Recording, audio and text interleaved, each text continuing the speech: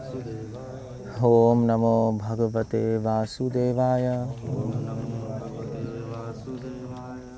ओम नमो भगवते वासुदेवाय।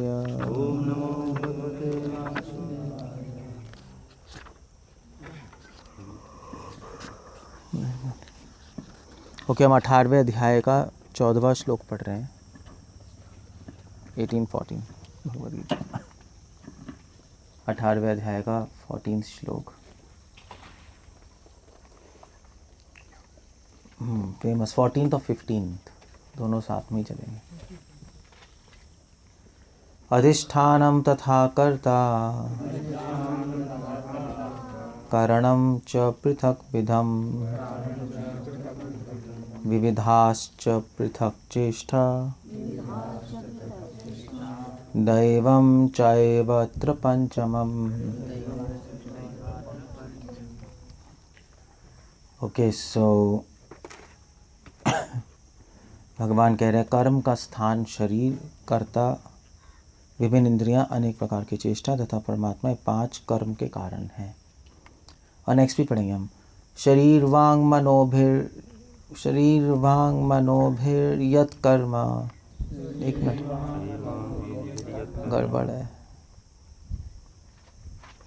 शरीर वांग मनोभिर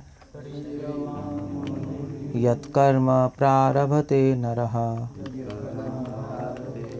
न्यायं वा विपरीतं वा पंचैते तस्य हेतवः।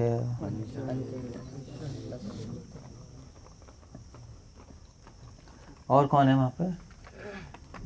सीधे आ रहे। ओके, सो हम 18वें अध्याय का 14th और 15 श्लोक पढ़ रहे हैं। ये इम्पोर्टेंट क्यों मैं बताऊंगा अभी, क्वेश्चन भी है इसमें।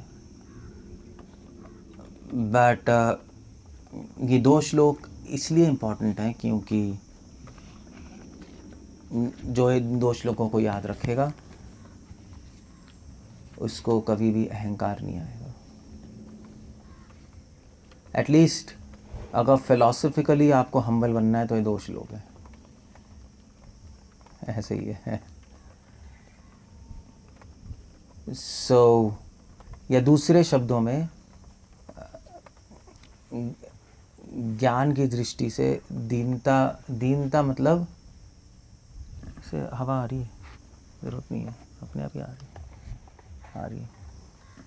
दीनता मतलब होता है ये स्मरण रखना कि मैं स्वतंत्र करता नहीं हूँ, इसको दीनता कहते हैं। इंडिपेंडेंट डूअर नहीं हूँ मैं। या दूसरे शब्दों में जैसे मान लीजिए आपने अपना हाथ हिलाया, तो अगर आपको लग रहा है मैंने ही सिर्फ मैंने ही हिलाया है तो आप अहंकारी हो। अगर आपको पता है कि मैंने हाथ हिलाया है मगर इस हाथ हिलाने के पीछे भगवान की हेल्प है, तो उसको कहते हैं परतंत्र कर्ता। क्लियर हो गया?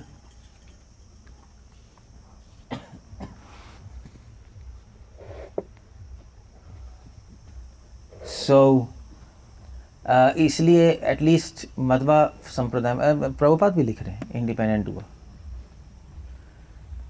सो जनरली हमारी डेफिनेशन जो दीनता की है वो एक अलग होती है नहीं? जैसे हम लोग सोचते हैं दीनता, हमारी डेफिनेशन अलग चलती है और ठीक भी है, ऐसी बात नहीं है। दीनता मतलब एटलीस्ट तो भक्तिनाथ ठाकुर लिखते हैं दीनता 3 स्तरों पे चलती है, 3 लेवल्स पे दीनता होगी। चेतन आपने कहा भी त्रिनाथ अभी सुनी चेना है नहीं? ये तो हमारा कीर्तन करने के लिए हम लोगों का ये रूल है, त्रिनाथ भी सुनी चेना तरोड़े वसहिष्णा माने न मान देना कीर्तन सदा हरि। दीनता एक पहली क्वालिटी है जो महाप्रभु ने कहा सदैव कीर्तन करने के लिए इम्पोर्टेंट है। इनफैक्ट ह्यूमिलिटी, क्रिश्चियनिटी में भी आप देखोगे तो ह्यूमिलिटी पे बहुत फोकस किया जाता है। किसी भी थीस्टिक रिलीजन में, थीस्टिक रिलीजन कैसे कहेंगे, किसी भी आस्तिक धर्म में सबसे इम्पोर्टेंट जो क्वालिटी मानी जाती है वो दीनता। भगवान को खुश करने के लिए। चाहे जुडाइज़म ले लो, चाहे क्रिश्चियनिटी, चाहे इस्लाम, चाहे हमारा हिंदुज़म, चाहे गौड़िया वैष्णविज़म, दीनता के बिना तो वेदांत देशिका कहते हैं कि दीनता सारे गुणों की रानी है, क्वीन है। Humility is a queen of all qualities. So अब मगर क्वेश्चन है कि दीनता क्या है। सो 3 लेवल्स पे दीनता चलती है। एक लेवल है व्यवहारिक स्तर पे दीनता चलेगी। व्यवहारिक स्तर पे जो दीनता है वो है धर्म की दृष्टि से, क्योंकि धर्म लौकिक व्यवहार और आचार से डील करता है। सो व्यवहारिक स्तर पे दीनता का मतलब है धर्म की वाणी में दीनता हो, हम लोग शब्द ऐसे इस्तेमाल करें जिसमें अहंकार ना हो, शब्दावली ऐसी हो नहीं, और हमारे एक्शंस, हम दूसरों की रिस्पेक्ट करें, दूसरों के सामने झुकें, ये सब दीनता ही तो है। दंडवत करना, प्रणाम करना। उसके बाद हम लोग जो सुपीरियर्स हैं उनसे तेज़ आवाज़ में ना बोलें। ये सारे धर्मी शिक्षा है। दीनता ये व्यवहारिक स्तर पे ही चलता है। सो अगर सुपीरियर्स खड़े हैं तो हम खड़े रहें, और अगर वो बैठे हैं तो हम खड़े रहें। ऐसा नहीं हम भी बैठ जाएं। ये सब लिखा हुआ है बाय द वे। और अगर सुपीरियर्स लेटे हैं तो हम बैठ सकते हैं, और वो भाग रहे हैं तो हैं, ये भाग रहे हैं तो सुपीरियर्स तो क्या करें। तो पीछे पीछे भागना चाहिए। रियली मतलब लिखा है धर्मशास्त्र में, मतलब मजाक नहीं कर रहा मैं, लिखा हुआ है। तो गुरुकुल में बच्चों को ये ट्रेनिंग दी जाती है, लौकिक स्तर पे दीनता की ट्रेनिंग। ओके, सो ये व्यवहारिक स्तर पे दीनता है। और उसके बाद जो नेक्स्ट लेवल ऑफ दीनता है वो होती है क्या कहते हैं, एक मेंटल प्लेटफॉर्म पे, मानसिक स्तर पे दीनता होती है। उसका मतलब है कि हम अपने माइंड से, मतलब श्रील प्रभुपाद कहते थे कि फॉलोइंग ऑर्डर्स मीन्स ह्यूमिलिटी। सो अपने माइंड और इंटेलिजेंस से हम स्पिरिचुअल मास्टर या जो भी है परंपरा के ऑर्डर समझें और फॉलो करें, वो ह्यूमिलिटी, सिंपल। ये नेक्स्ट लेवल है। मगर जो तीसरा लेवल है स्पिरिचुअल ह्यूमिलिटी, आध्यात्मिक दीनता, आत्मा के स्तर पे, वो बिल्कुल अलग चीज़ है। आत्मा के स्तर पे दीनता है, वो भी कई लेवल्स पे चलती है। एक लेवल तो आत्मा के स्तर पे दीनता है कि ये समझना कि आत्मा स्वतंत्र करता नहीं है, जो आज का टॉपिक है। 18 chapter 14th verse and 15th verse, भगवान यही इंप्रेस करना चाहते हैं कि हम स्वतंत्र करता नहीं है, हम इंडिपेंडेंट डूअर नहीं, हम जो भी कर रहे हैं उसमें हमें और भी फैक्टर्स की हेल्प चाहिए होती है। हम अपने आप अगर सोचेंगे और इंडिपेंडेंटली कुछ नहीं कर सकते। हम परतंत्र करते हैं, हम स्वतंत्र करता नहीं है। इसको बोलते हैं, ये एक स्पिरिचुअल लेवल पे एक लेवल की ह्यूमिलिटी है। मतलब मध्वा संप्रदाय में तो इसी पे फोकस किया जाता है। तो जैसे मतलब इसका ये एग्जांपल है कि एक जो हम्बल व्यक्ति है उसको हमेशा कॉन्शियस रहेगा, हमेशा उसको याद रहेगा कि मैं जो भी कर रहा हूँ उसकी शक्ति और उसकी प्रेरणा परमात्मा दे रहे हैं, भगवान दे रहे हैं। मैं इंडिपेंडेंटली कुछ नहीं कर सकता। ये इसको कहते हैं कृष्णा कॉन्शियसनेस, जो कि दीनता में छुपी हुई है। मगर हम भूल जाते हैं, जनरली नहीं, हम लोग भूल ही जाते हैं। आप मुझे देख रहे हो तो आप ऐसे नहीं कि आप अपने आप ही मुझे देख रहे हो, नहीं, उसमें भगवान की हेल्प चाहिए। हमारा रोल तो कितना है, 20% है बस, 20 to 30% रोल है, बाकी रोल भगवान का है। किसी भी क्रिया में, सोने के लिए भी भगवान की हेल्प चाहिए। सोने के लिए भी अगर हम भूल जाते, सो भी नहीं सकते हम भगवान की हेल्प के बिना। कैसे सोगे? सोने में तो हम खुद तो सो नहीं सकते, कोई सुलाता है हमें। गर्मी, आप नींद ही नहीं आ रही तो आप सोने की कोशिश करो, नहीं होगा, मगर फिर अपने आप नींद आएगी।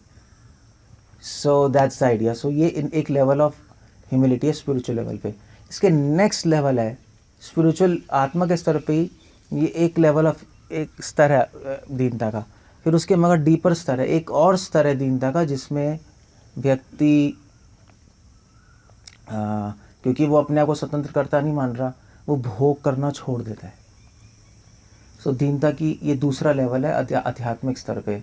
आत्मा के स्तर पे दीनता का नेक्स्ट लेवल है, डीपर लेवल है कि भोग छोड़ देना, क्योंकि उसको समझ आ गया कि मैं स्वतंत्र करता नहीं हूँ, सब कुछ बिलोंग भगवान को करते हैं, तो उनके लिए एन्जॉयमेंट होनी चाहिए। इनफैक्ट एक शास्त्र है, मतलब एक नीति शास्त्र है, कामांडक्य नीति शास्त्र, उसमें लिखा है, उसमें दीनता की परिभाषा ही है, मैंने नोट कर ली थी।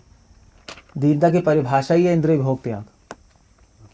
दीनता की डेफिनेशन ही दे रहे हैं, इंद्रिय भोग को छोड़ना दीनता है। आई थिंक बृहस्पति कह रहे हैं कि इंद्रिय भोग को छोड़ना दीनता है, उसके सिवाय कुछ भी और दीनता नहीं है। इसलिए जो सेंस ग्रेटिफिकेशन, जो भोग करना नहीं छोड़ता, उसको हम दीन नहीं मानते, क्योंकि हम तो स्पिरिचुअल लेवल पे देखते हैं ना व्यक्ति को, हम दीनता को व्यवहारिक स्तर पे नहीं देखते। वो है तो ठीक है, मानसिक स्तर पे भी दीनता है तो ठीक है, मगर आध्यात्मिक स्तर पे मेन होना चाहिए। आध्यात्मिक स्तर पे दीनता उड़ी है तो फाउंडेशन ही उड़ी पड़ी है, फिर तो एक मेटेरियलिस्टिक चीज़ें बन जाएंगी सारी की सारी। सो अब भोग छोड़ना, दैट्स द आइडिया। और फिर एक नेक्स्ट लेवल ऑफ दीनता है आत्मा के स्तर पे, जो मोस्ट डीपेस्ट लेवल है, वो है भगवान से आसक्ति और भगवान से विरह अनुभव करना। वो ये चैतन्य महाप्रभु की शिक्षा है, ये हाईएस्ट लेवल ऑफ दीनता है। नयनम गलदश्रुधारया और आश्लेषवापाद रतम पे नष्टुमाम, दिस ऑल, ये सारा का सारा वही है, विरह। भगवान से विरह होना वो दीनता ही है, क्योंकि एक डिवोटी को विरह क्यों होगा? वो विरह तभी तो होगा जब वो सोचेगा कि भगवान ने मुझे एक्सेप्ट नहीं किया, है नहीं? भगवान मुझे क्यों एक्सेप्ट करेंगे? क्योंकि मैं पापी हूँ, मैं गंदा हूँ। जब तक आप दीन नहीं बनोगे तब तक ऐसे सेंटिमेंट आ ही नहीं सकते सेपरेशन के। क्योंकि अगर हम दीन नहीं होंगे, हम भक्ति करेंगे तो हमें लगेगा हाँ भगवान हमसे खुश हैं, हम भक्ति कर रहे हैं और भगवान हमें स्वीकार कर रहे हैं। वेल, इट्स अ प्रॉब्लम, ये तो अहंकार है। सो इसलिए 3 लेवल्स हैं दीनता के आत्मा के स्तर पे। सिर्फ ये पूरा पैराडाइम है दीनता का। तो इस जो श्लोक में, इस श्लोक के अंदर 18 चैप्टर 14 वर्स में भगवान ने ये दीनता को एक्सप्लेन किया है आत्मा के स्तर पे। जो फर्स्ट लेवल है कि आत्मा स्वतंत्र करता नहीं है। अब भगवान एक्सप्लेन करें डिटेल में। कृष्णा कह रहे हैं कोई भी काम करने में 5 फैक्टर्स हैं। ये एक नॉलेजेबल डिवोटी याद रखता है। सो क्या क्या है? अधिष्ठानम तथा कर्ता कारणम, अधिष्ठानम कर्ता कारणम चेष्टा और दैवम, 5 चीज़ें। तो 5 क्या है? अधिष्ठानम तो है शरीर जिसमें हम रहते हैं। शरीर कह लो, घर कह लो, समाज कह लो, आप कितना ही अपना जिस जगह पे बैठे हो तो सब रिलेटेड है। सब शुरुआत होती है शरीर से, फिर घर बनता है, फिर समाज होता है, फिर देश होता है। तो आपका ये जो अधिष्ठानम है वो बढ़ता रहता है, डिपेंड करता है आप कितना बड़ा हो। सो ये कोई भी काम करने में, क्योंकि समाज हमारा इन्फ्लुएंस करते हैं हमें, है नहीं, हमारे विचारों को। शरीर भी हमारे विचारों को इन्फ्लुएंस करता है। अभी गर्मी है तो दिमाग नहीं चल रहा है। सो इसलिए एक फैक्टर है काम करने में जगह। जिस जगह पे आप हो सकता है आप कुछ काम कर पा रहे हो, कुछ नहीं कर पा रहे, ऐसा भी अपने रूल्स होते हैं। हर जगह के रूल्स है तो रूल्स के अकॉर्डिंग आपको चलना पड़ेगा। ऐसा तो नहीं है आप कुछ भी कभी भी कहीं भी कर सकते हो। अगर मान लीजिए आप कहो नहीं हम तो अपना ही कुछ करेंगे, वहाँ पे भी रूल्स होंगे कुछ ना कुछ। रूल्स के बिना तो कुछ होता ही नहीं। सो शरीर के रूल्स हैं, समाज के रूल्स हैं, जगह के रूल्स हैं, उससे उससे जीवात्मा कुछ करना चाहता है मगर कुछ कर सकता है, कुछ नहीं कर सकता। तो हर काम करने के पीछे एक अधिष्ठानम, और शरीर की लिमिटेशंस भी हैं। आप भागना चाहो फुल स्पीड पे, हो सकता है नहीं भाग सकते, आपके होंठ नहीं खराब है, क्या करोगे? नहीं कर सकते। इसको कहते हैं अधिष्ठानम। दूसरा है किसी भी काम करने में दूसरा फैक्टर है कर्ता। कर्ता मतलब आत्मा। अब यहाँ पे बहुत बड़ी एक कंट्रोवर्सी सी है, क्योंकि ये वेदांत सूत्र में भी आती है, मगर एक मतलब कर्ता कौन है? आत्मा है ना। डूअर कौन है? आत्मा। आत्मा ही इच्छा कर रही है, आत्मा ही क्रिया कर रही है। गीता में एक श्लोक आता है, प्रकृते क्रियामानानि वने कर्माणि सर्वशः अहंकार विमूढ़ आत्मा करता हूँ। हाँ, तो भगवान तो कह रहे हैं प्रकृति करती है, मगर इस श्लोक में है कर्ता मतलब आत्मा करती है। तो कैसे सॉल्व करोगे इसको? ये मेरा भी क्वेश्चन है हाँ। तो कौन करता है, प्रकृति या आत्मा? प्रकृते क्रियामानानि गुणे कर्माणि सर्वशः। डिपेंडेंट प्रकृति के लिए। भगवान तो कह रहे हैं प्रकृति क्रियामानानि गुणे कर्माणि सर्वशः अहंकार विमूढ़ आत्मा कर्ता हरिमति। हाँ, तो कह रहे हैं अहंकार से समझता है जीवात्मा अपने आप को करता, मगर इस श्लोक में तो कह रहे हैं कि कर्ता जीवात्मा है। क्या करोगे आप? तो कॉन्ट्रडिक्शन है, बहुत बड़ी कॉन्ट्रडिक्शन है, और वेदांत सूत्र में ये रेस भी की गई है कॉन्ट्रडिक्शन, विरोध। मगर तो सॉल्व कैसे करेंगे? क्वेश्चन समझ आ रहा है सबको? है परमात्मा पूरी कर किसके सापेक्ष में बात कर रहे हैं? है मतलब किसके सापेक्ष में बात कर रहे हैं, तो उससे डिसाइड होगा। चक्कर ये है कि कृष्ण इसलिए कह रहे हैं प्रकृति क्रियामानानि गुणे कर्माणि सर्वशः। काम तो आत्मा ही करती है, इच्छा भी आत्मा करती है, और क्रिया भी आत्मा ही कर रही है, क्योंकि आत्मा ही जिंदा है। बुद्धि मन अहंकार शरीर तो सब मरा हुआ है, आत्मा ही सब कुछ कर रही है। बट चक्कर ये है कि भगवान कह रहे हैं प्रकृति सब कुछ करने वाली है, क्योंकि आत्मा इच्छा करती है, और प्रकृति आत्मा को उसके शरीर देती है, मन देती है, इंद्रिय देती है, और उसकी इच्छा के अनुसार उस पर 3 गुणों को प्रभावित करती है, तमोगुण, रजोगुण, सतोगुण। सो मेजर काम जो है वो ऐसा लगता है कि प्रकृति कर रही है। जैसे उदाहरण के लिए बच्चा और माँ, तो मतलब माँ ही कर रही है सब कुछ, बच्चे के लिए नहीं, खिला रही है, पिला रही है नहीं, नहला रही है, मगर एक्चुअली काम कौन कर रहा है? बच्चा ही कर रहा है। बच्चा रोगा तभी तो खिलाएगी, बच्चे को नींद आएगी तभी सुलाएगी। सो इसलिए ऐसा लगता है कि प्रकृति कर रही है, और करती भी है, हेल्प करती है, मगर इच्छा जीवात्मा की होती है, बस इतना है और कुछ नहीं है। क्योंकि इच्छा जीवात्मा की है, इसलिए वेदांत सूत्र कहता है कर्ता कौन है? जीवात्मा। जिसकी इच्छा होती है उसको ही रिस्पॉन्सिबल माना जाता है काम करने के लिए। भाई अगर मैं जैसे प्रबंध नहीं करते, जैसे मान लीजिए अगर कमांडर ऑर्डर दे सोल्जर को शूट करने के लिए, सोल्जर तो शूट करेगा, मगर अगर उसने गलत तरीके से इनोसेंट लोगों को शूट कर दिया, सज़ा किसको मिलेगी? कमांडर को पकड़ेंगे। भी सोल्जर को, तो सोल्जर कहेगा मुझे तो ऑर्डर देता, मैं क्या करूं? कमांडर की डिज़ायर थी ना, उसने गलत ऑर्डर दिया, उसको पकड़ो जाकर। ऐसे ही है बस। तो हाँ, आत्मा इच्छा करती है और प्रकृति सहयोग करती है। हाँ, आत्मा इच्छा करती है, प्रकृति सहयोग करती है उसकी इच्छा पूरी करने में। तो आत्मा की हर इच्छा तो पूरी नहीं होती है, वो बात अलग है, मगर प्रकृति कर रही है सपोर्ट। सो इसलिए कर्ता जीवात्मा को माना जाता है। क्लियर है?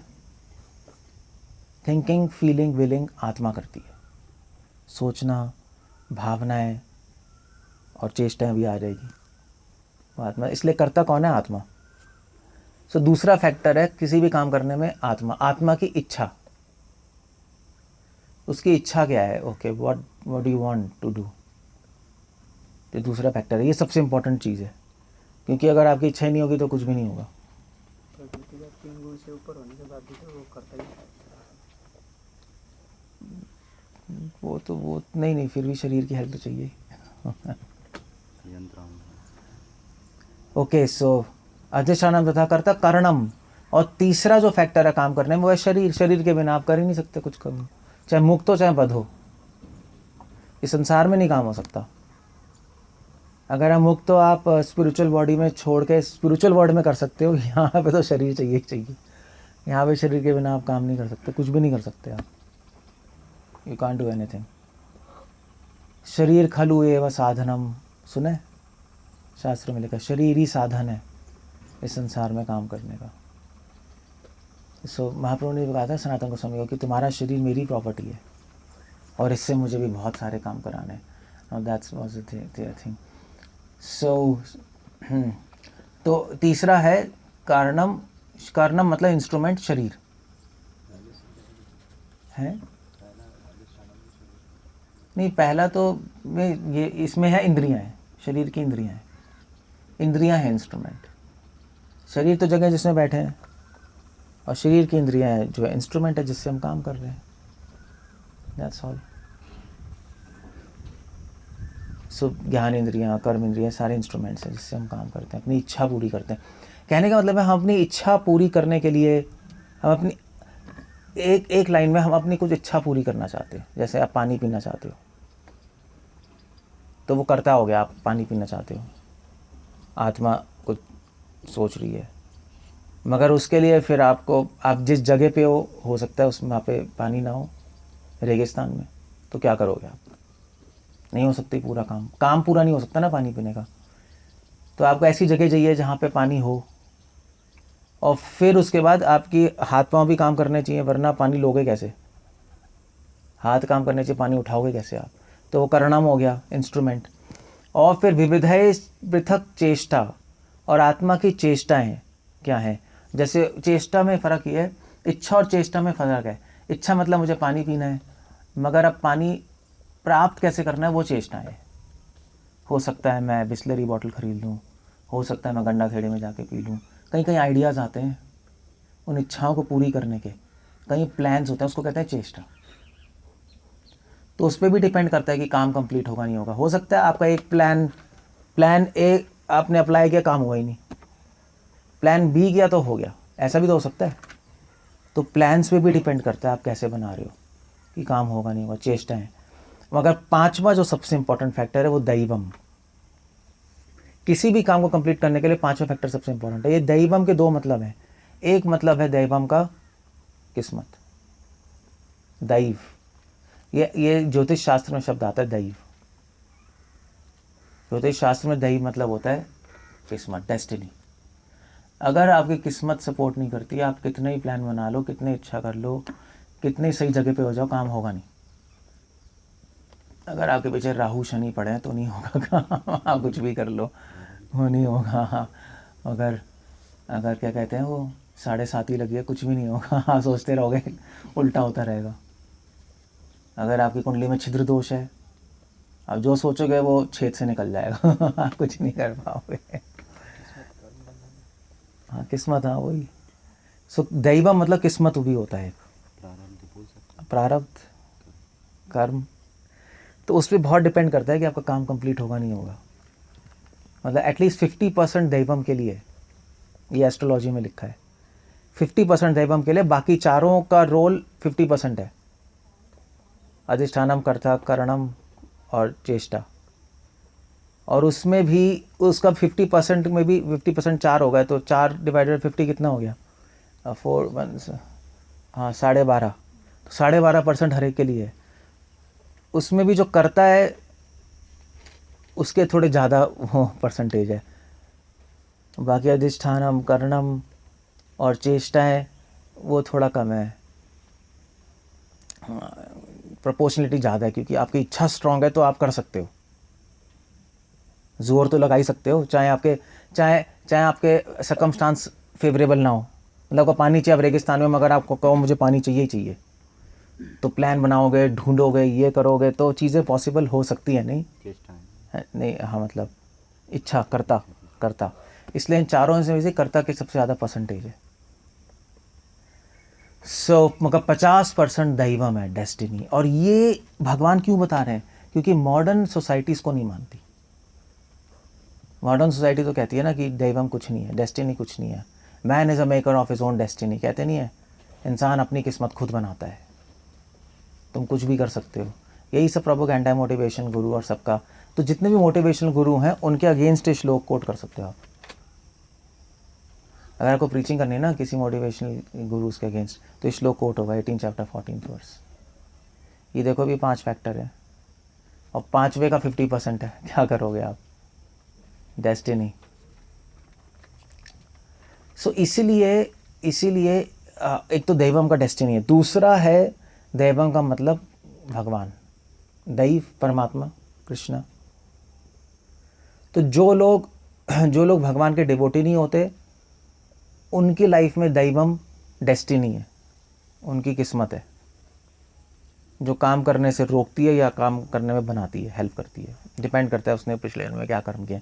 जो डिवोटीज हैं उनके लिए दैवम मतलब कृष्णा, उनका अलग सिस्टम हो गया, क्योंकि उनको डायरेक्टली कृष्णा कंट्रोल करते हैं।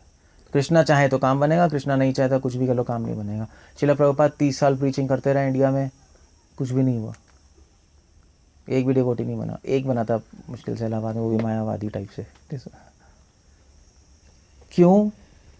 क्योंकि श्रील प्रभुपाद कृष्णा नहीं चाहते थे, सिंपल। एक मुझे किसी ने मेल लिखा था, कह रहे थे कि देखो प्रभुपाद के तो बर्थ चार्ट में लिखा है, प्रति कुंडली में लिखा है कि प्रभुपाद महान बनेंगे और पूरे संसार में कई मंदिर बनाएंगे, तो इसका मतलब प्रभुपाद के भी कर्म चल रहे थे। नहीं, तो कर्मों से कई लोग कहते हैं वैसे, मगर ये फुलिशनेस होगी, क्योंकि चलो इसका आंसर क्या दोगे अगर लोग कहेंगे, कई लोग कहते हैं कि प्रभुपाद भी तो किस्मत काम कर रही थी, प्रभुपाद के लिखा ही था उसमें चार्ट में कि महान बनेगा, कई मंदिर बनाएगा भगवान के, तो वो तो होना ही था, फिर क्या है? तो क्या उत्तर दोगे आप इसका? ठीक है, वो तो हो गया। नहीं हो गया मतलब बहुत, फिर तो मगर गलत हो गया ना, क्योंकि प्रभुपाद भी कर्मों के चक्कर में चल रहे हैं, ये तो गड़बड़ हो गई। कर्मों से विमुक्त मतलब ऊपर उठे हुए होते हैं, उनकी भी तो प्रेडिक्शन हो जाती है। उनके कर्मों का रिजल्ट नहीं है, प्रारब्ध तो हमारे कर्मों का रिजल्ट होता है पूरे जन्म के। इसके 2 उत्तर हैं। एक उत्तर है कि कृष्णवान की कुंडली भी थी तो फिर क्या करोगे आप? कृष्णवान की कुंडली में ही लिखा था कि इसको बहुत असुर मारेंगे, अटैक करेंगे, इसको बचा के रखना, वही हुआ तो फिर क्या है? राम की भी कुंडली है, राम की कुंडली में भी लिखा था कि इनको वनवास होगा और सब होगा, फिर तो उसका क्या एक्सप्लेनेशन दोगे तुम? उन्हीं से क्वेश्चन, काउंटर क्वेश्चन पूछ सकते हो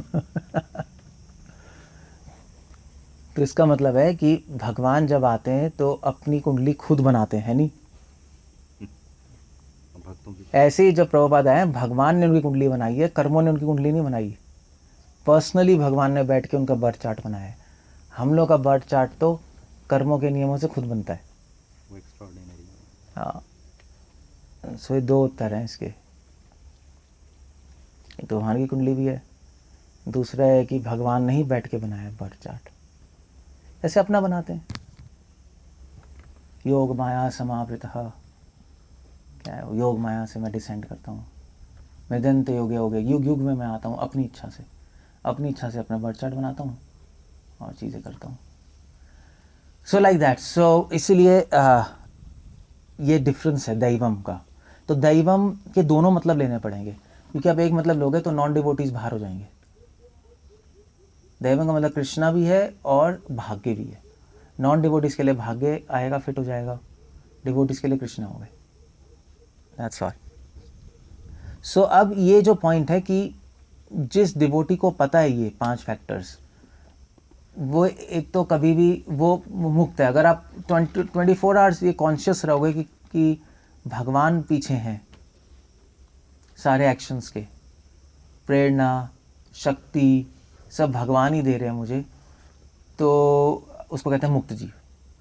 इसलिए 18वें अध्याय का 14वां श्लोक जिसको अनुभव है वो मुक्त जीव है। ये सारे आचार्य ये लिख रहे हैं। इनफैक्ट मतलब मध्वाचार्य तो बहुत इस पर एम्फैटिक है, इस श्लोक को बहुत कोट करते हैं वो,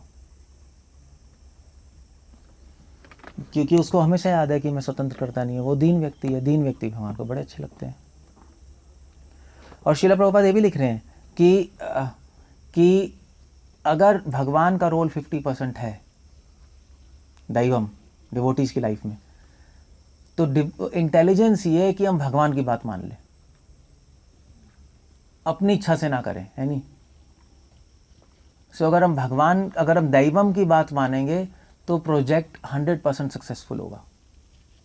क्योंकि भगवान कह रहे हैं ना 5 फैक्टर है कर्म की कंप्लीशन के लिए, उसमें से करता तो 12.5% ही हो गया मुश्किल से, अगर ऐसे मान लो भगवान का रोल 50% हो गया। तो अगर हम अपने प्लान्स बनाएंगे एजेंडाज, तो फिर तो फेल होने के ज़्यादा चांसेस हैं, क्योंकि 12.5% है, भगवान का रोल 50% है, तो सक्सेस होने के ज़्यादा चांसेस हैं। इसलिए एक डिवोटी इंटेलिजेंटली भगवान की डिज़ायर्स पूरी करने में लगा रहता है, और वो प्रोजेक्ट 100% सक्सेसफुल होगा, उसमें फेलियर नहीं है। सक्सेसफुल हो सकता है आपकी लाइफ में ना हो, कई जनरेशन्स बाद हो, मगर सक्सेसफुल होगा, क्योंकि भगवान की इच्छा को समय और सिचुएशन रोक नहीं सकती। हमें लग सकता है कि रुक रहा है, मगर रुकता नहीं, रुक नहीं सकता, असंभव है। सो प्रभुपाद लिख रहे हैं, इसलिए इंटेलिजेंस ये कि हम अपनी विल, अपनी इच्छा भगवान की इच्छा में मिला दें। इसी को कहते हैं भक्ति, बस इसी को भक्ति कहते हैं, और कुछ नहीं। हमारा ये मुश्किल है, आसान तो नहीं है करना। अपनी इच्छा परंपरा की इच्छा में मिला दें, आसान नहीं है, इट्स नॉट ईजी। मतलब यही देखो ना, आप हम लाइट नहीं रख रहे हैं, आसान थोड़े ना मैं क्यों नहीं रख रहे? क्योंकि परंपरा की इच्छा है, महाराज की इच्छा है। सो कई डिवोटीज़ हैं, उन्होंने भी, कई डिवोटीज़ ने कुछ प्रोजेक्ट शुरू किए, तो उसमें इलेक्ट्रिसिटी लिया है महाराज के कहने पे भी। What do you do with that? So क्योंकि उन्होंने कहा प्रैक्टिकल डिफ़िकल्टीज़ हैं, देखो भाई गर्मी है, ये वो है, जैसे है, तो बूढ़े लोग गर्मी में कैसे रहेंगे, बच्चे कैसे, मतलब बहुत सारी चीज़ें आ गई उसके अंदर। तो मनाने का वेल प्रभुपाद की इच्छा है, प्रभुपाद की डिज़ायर है, तो भगवान की डिज़ायर है। तकलीफ़ है, बट इसी को कहते हैं भक्ति। सो अपनी इच्छा भगवान की इच्छा में मिलाना बहुत मुश्किल है, आसान नहीं है, उसमें तकलीफ़ होती है। क्योंकि भगवान जब इच्छा करते हैं तो भगवान की इच्छा समय काल परिस्थिति से ऊपर उठ के होती है, उसमें टॉलरेंस चाहिए होती है बहुत।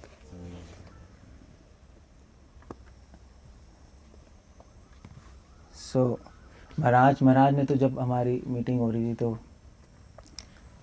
महाराज ने कहा वर्णाश्रम प्रोजेक्ट में हमारे महाराज ने कहा कोई भी मतलब ये भी नहीं रखेगा, MP3 भी नहीं रखेगा। What do you do with that?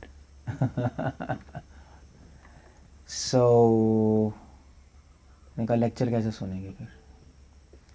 तो ने कहा जो बोलेगा स्पीकर उसकी सुनते रहो, उसमें क्या है, खराबी क्या है उसमें? तो वहाँ रिवोल्ट हो गया कि नहीं ऐसे कैसे हो सकता है, क्या है, ये है वो है। तो मैंने कहा वेल ये वर्णाश्रम है। सो अब मुश्किल है, मतलब डिवोटीज़ ने कहा कि महाराज MP3 नहीं होगा तो हम लेक्चर कैसे सुनेंगे, हम तो मतलब अकेले ही पड़ गए, डिस्कनेक्ट हो गए। आने को कोई प्रॉब्लम नहीं, जो प्रभुपाद की इच्छा है वो प्रभुपाद की इच्छा है, दैट्स ऑल, हम कर रहे हैं। सो चीज़ें हैं, परंपरा की बात माना, प्रभुपाद के गुरु ने प्रभुपाद को बोला जाके इंग्लिश में प्रीचिंग करो, मुश्किल था ओल्ड एज में फॉरेन कंट्री जाना, प्रीचिंग करना बिना पैसे के।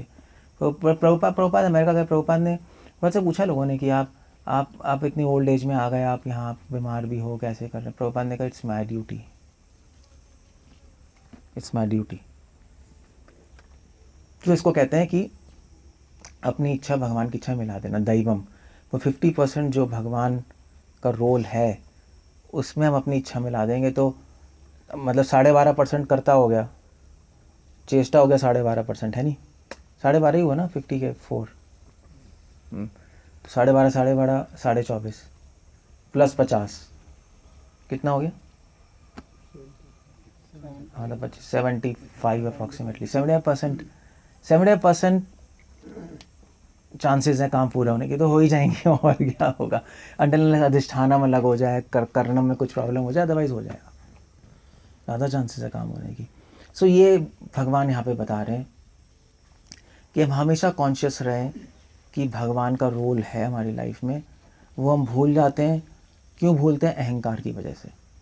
उसी को अहंकार कहते हैं। अहंकार ऐसा नहीं है कि आप बहुत उद्यम मचा रहे हो और उद्दंड हो, ज़रूरी नहीं है।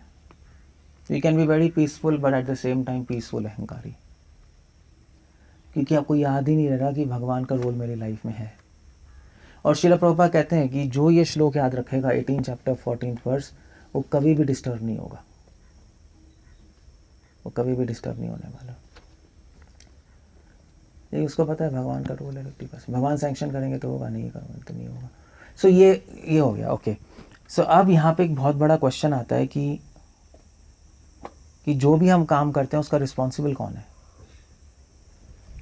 वो अगले श्लोक में कि न्याय करना, भगवान कह रहे हैं अगले 18वें अध्याय का 15वें श्लोक में कि जो भी जीवात्मा काम करता है शरीर मन वाणी से, चाहे वो धार्मिक करे चाहे अधार्मिक, उसका रिस्पॉन्सिबल वो खुद है। क्यों? क्योंकि उस श्लोक में एक शब्द आ रहा है यहाँ पर, शरीर वांग मनोभिर यत कर्म प्रारभते नरा, क्योंकि प्रारंभ वो करता है कर्म, स्टार्टिंग उससे होती है। जहाँ से स्टार्टिंग है वहीं पे एंड है, इसलिए स्टार्टिंग उसने किया, इसलिए रिस्पॉन्सिबल भी वही है। चाहे भगवान 50% हेल्प कर रहे हैं, मगर रिस्पॉन्सिबल भगवान वो आत्मा ही है, क्योंकि स्टार्ट उसने किया है।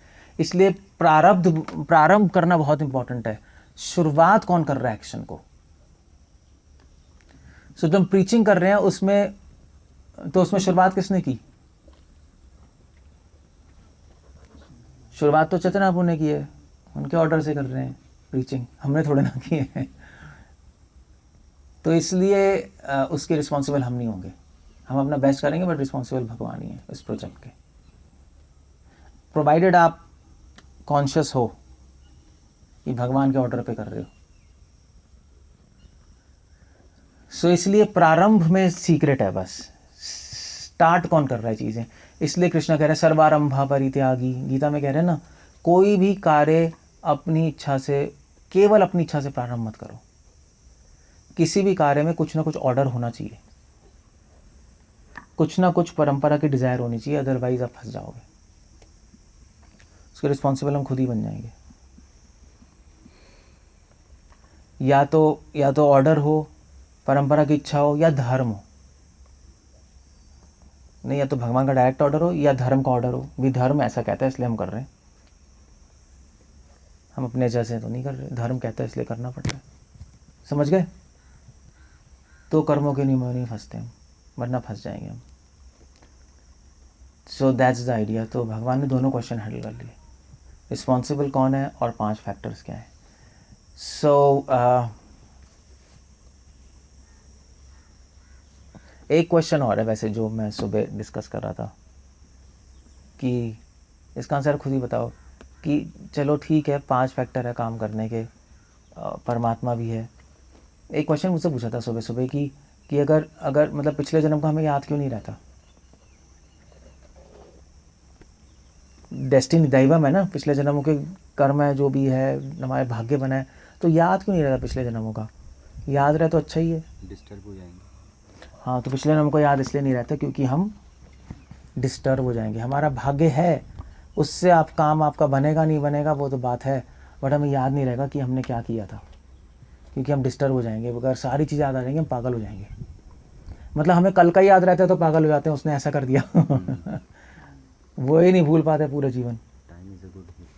तो अगर पूरे जीवनों का याद रहेगा तो डिस्टर्ब भी हो जाएंगे। मगर भगवान याद अगर, तो फिर अगर याद नहीं रहता तो हमें रिएक्शन क्यों आता है? क्वेश्चन ये था, याद रहे तो रिएक्शन भी आए, याद नहीं है तो रिएक्शन क्यों दे रहे हैं भगवान? उसका कारण ये है कि 3 कारणों से रिएक्शन दे रहे हैं। एक तो ये है कि हो सकता है कि हम सुधर जाएं, क्योंकि क्या है, पिछले जन्मों से हमें क्रिया याद नहीं रहती मगर भावनाएं याद रहती हैं, भावनाएं चलती रहती हैं। तो अगर हम पिछले जन्म में लोगों को बहुत मारा था, पीटा था, तो हमारे हृदय में द्वेष भरा होगा, क्रोध भरा होगा, वो लेके आएंगे हम नेक्स्ट जन्म में। अब उसको हटाना भी है, तो कैसे हटाएंगे? तो उसका रिएक्शन आएगा, तो लोग हम पे क्रोध करेंगे, लोग हमें मारेंगे। तो हो सकता है हमारे हृदय में आए कि देखो इतनी प्रॉब्लम होती है क्रोध में, मुझे इतनी पीड़ा हो रही है, तो मैं क्रोध नहीं करूँगा। यानी जैसे मुझे पीड़ा हो रही है ऐसे दूसरों को भी हुई होगी, तो चांसेस है कि वो क्रोध करना बंद कर दे, कि क्रोध गंदी चीज़ है नहीं। जब उसके साथ सेम चीज़ होगी तो उसको लगेगा ना ख़राब है। और अगर उसको सेंट से नॉलेज भी मिली हो तो पक्का छोड़ देगा। तो ये बात है, एक तो उसको ठीक करने का रास्ता है। सेम रिएक्शन देके उसको भी अनुभव होगा जो मैंने दूसरों को दर्द दिया है, तुम्हें भी वही दर्द मिलेगा, तो हो सकता है वो छोड़ दे वो काम, उसके इमोशंस चेंज हो जाएं। दूसरा है कि अगर हमें पता है पिछले जन्मों के कर्मों का रिएक्शन आ रहा है, तो हम में अच्छे गुण आ जाएंगे, सहन करने की शक्ति आ जाएगी। और ऐसा होता ही है नहीं भी उसने मुझे मारा, ठीक है, हो सकता है पिछले जन्म में मारा हो, छोड़ दो, सहन कर लो। और तीसरा पॉइंट है कि ये जो पिछले जन्मों के कर्मों की थ्योरी पता होने से हमारे में हम नैतिकता मोरालिटी फॉलो कर पाएंगे कि ठीक है पिछले जन्म में मैंने बहुत बुरे काम किए, उसके रिएक्शन आ रहे हैं, मगर इस जन्म में मैं अच्छे काम करूँगा। तो वो मॉरल आदमी, मैं नैतिक बनने में हेल्प करता है, अच्छा आदमी बनने में। इसलिए भगवान रिएक्शन देते हैं हमें। एक पॉइंट इसमें आता है कि तो चलो डिवोटीज लोग इस पॉइंट को समझ सकते हैं, जो एथिस्टिक लोग हैं, जैसे रोहित प्रभु पॉइंट उठा रहे थे कि एथिस्टिक व्यक्ति को हम कैसे समझाएंगे कि नहीं, नास्तिक भी जब पिटेगा तो अपने आप ही सोचेगा यार नहीं होना चाहिए। जैसे उसने दूसरों को मारा, जब वो उसको पिटेगा तो कहेगा मुझे मत मारो, देखो। और फिर जब पिट के फिर जब छूट जाएगा उनसे, तो अपनी लाइफ का मिशन बनाएगा कि ऐसे जो लोग पिट रहे हैं उनको बचाऊंगा मैं। गलत है नहीं, ऐसे ही होता है नहीं, विक्टिमाइजेशन हो के तो उसकी लाइफ में पूरा एजेंडा ही आता है कि मैं रोकूंगा इस क्रोध को, इस वायलेंस को। ऐसे ही होता है ना, जैसे जिस लड़की का रेप होता है तो फिर वो सोचती है मैं अब इंस्टीट्यूशन बना लेती है कि जितने भी रेपिस्ट हैं उनको मैं पकड़वाऊँगी, या जो महिलाएं हुई हैं उनको सांत्वना दूंगी। तो उल्टा ही हो गया उसका पूरा एजेंडा। जैसे ये भी एग्जांपल ले सकते हैं ना कि कहते हैं कि जो उधार लेता है उसको भूल जाता है कि मैंने किसी से उधार लिया है, लेकिन जो देता है उसको हम सदैव याद रहता है। तो आगे से अगर उसको खुद का नहीं मिला तो याद रहेगा कि मैं भी किसी से उधार लेता हूँ तो मुझे वापस करना चाहिए टाइम से। हाँ, यही है, ऐसे ही है। Okay, so that's it. Hare Krishna. कुछ पूछना, कुछ कहना? हाँ बोलो। स्वास्थ्य।